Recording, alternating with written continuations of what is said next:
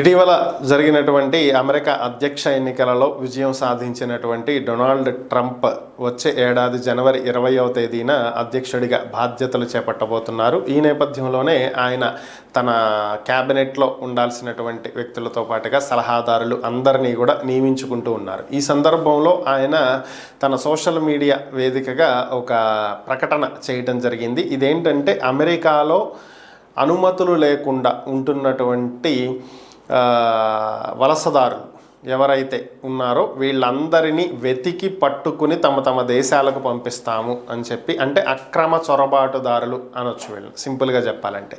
Mexico ద్వారా వస్తున్నటువంటి వాళ్ళు, మెక్సికో నుంచి వివిధ ప్రాంతాలలో అమెరికాలోకి చొరబడుతున్నటువంటివి ఉన్నాయి, అవన్నింటినీ క్లోజ్ చేయబోతున్నాము.